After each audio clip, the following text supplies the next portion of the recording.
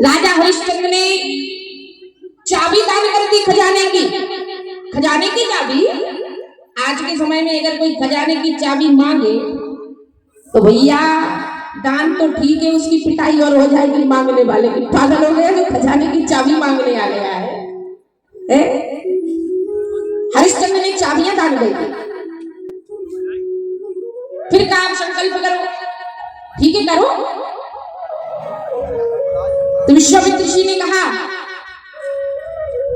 कि संकल्प में हमें 60 भर सोना चाहिए। ठीक है चलिए हम ले दें खजाने से। बोले नहीं राजा, चाबी दान कर दी तो खजाने में तुम्हारा कुछ नहीं है, तुम्हारे राज्य में कुछ अब तुम्हारा नहीं रहा। और 60 भर सोना अगर हमें आप दान नहीं करोगे तो आपका संकल्प अधूरा रह जाएगा, पूरा नहीं होगा। इसलिए 60 भर सोना आपसे हमें दान में चाहिए। राजा ने विचार किया क्या करे। रानी से कहा, रानी भी धर्म पर आई। एक पुत्र था रोहित नाम का। तीनों ने विचार विमर्श किया क्या करे, कहां से दे। तो रानी ने कहा राजा एक काम करो,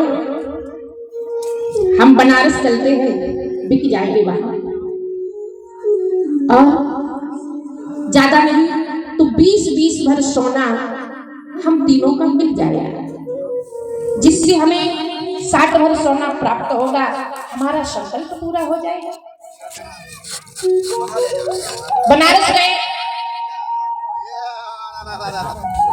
बनारस गए तो विश्वामित्र जी जो बनकर के ब्राह्मण आए हुए थे, संत बनकर के आए हुए थे, इन्होंने रानी को एक बेश्या के यहाँ बेचने लगे। बेश्या के लिए रानी कहने लगी महाराज, जिस धर्म की रक्षा के लिए हम बिकने को तैयार हो गए हैं, आप हमारा वही धर्म नष्ट करना चाहते हो?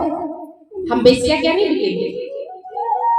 तब एक ब्राह्मण परिवार में रानी को बेचा और वहीं रोहित कुमार को बेचा और राजा हरिश्चंद्र को एक कलुआ नाम के मैतर के यहाँ बेचा। पहले के समय में जहां शव जलाया जाता था, चिता जलाई जाती थी, शमशान घाट जो होते थे, वहां ड्यूटी लगा दी हरिश्चंद्र। काम क्या था, कोई भी शव यात्रा आए तो जलाने से पहले टैक्स लिया करता था, ये काम था इनका। परीक्षा ऐसी कठिन हो रही है कि जैसे ही उस समय, आज का समय, अपने अपने धर्म की रक्षा करना सबका धर्म होता है। राजा हरिश्चंद्र ने कहा कि भैया हम आपके यहाँ भोजन पानी तो नहीं कर पाएंगे। तो कलुआ ने कहा, बोले ठीक है कोई बात नहीं, एक दुकान पर एक पौवा सत्तू बांध दिया, एक पाव सतुआ मिलता था। और जैसे ही वो ये सतुआ लेके भोजन करने के लिए बैठते थे कि विश्वामित्र मांगने के लिए आ जाए। और इनको तो सब पता ही है, कहने लगे अगर हरिश्चंद्र 2 दिन के भूखे हैं तो ये कहे महाराज बड़ी भूख लगी है, 3 दिन से कुछ नहीं पाया। हरिश्चंद्र सोचे कि ये तो हमसे ज्यादा भूखे हैं, तो अपना सारा सत्तू उनको ही दे दे। ठीक है आप खाओ। जब ऐसे करते करते 27 दिन हो गए। अगर हरिश्चंद्र 10 दिन के भूखे हैं तो विश्वामित्र पहुंच जाए, कहे कि हम 12 दिन के भूखे हैं, भोजन न करता, शरीर में समर्थ नहीं है। ये मैतर के घर का पानी भी भरते थे, भंगी के घर का पानी भी भर रहे राजा हरिश्चंद्र।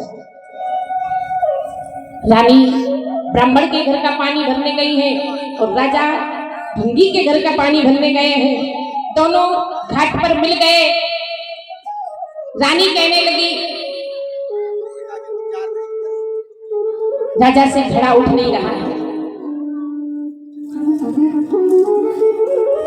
रानी कहने लगी स्वामी हम उठवा तो नहीं सकते हैं, क्योंकि मैं ब्राह्मण के घर का जल लेने आई हूं।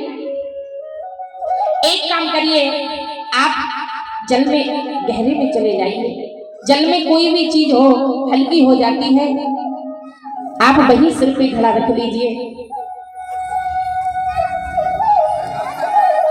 धन्य है राजा हरिश्चंद्र, इसको कहते हैं धर्म। वहां कौन देखने वाला था? रानी चाहती तो घड़ा सिर पे रखवा सकती थी, पर नहीं। विचार कर रहे हैं कि नाथ कैसे उठाऊं घड़े को, नाथ कैसे उठाऊं घड़े को, ये उठाने से उठता नहीं है, नहीं है ये उठाने से उठता नहीं है।